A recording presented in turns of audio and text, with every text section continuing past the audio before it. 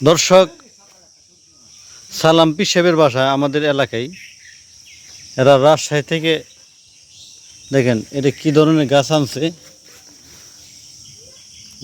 গাছটির ভিতরে নিচে একদম মাটির নিচে নাকি আলো আছে, অনেকটাই লম্বা লম্বা আলু, যা আমাদের দেশে যে আলুগুলো হয় ওই আলুর চাইতে আরও লম্বা, দ্বিগুণ লম্বা।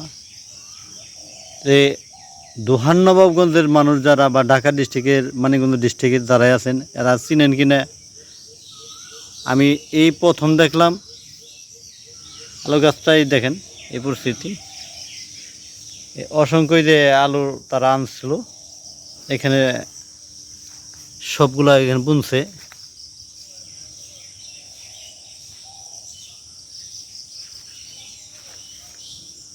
কেউ যদি চিনে থাকেন বা এটা ভালোভাবে নাম জানেন জানাবেন।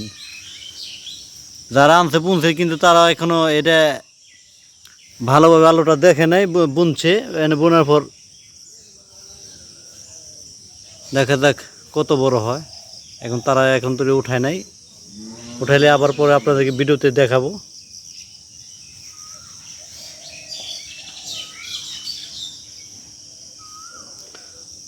লোকেশন আবদানি, নবাবগঞ্জ, ঢাকা।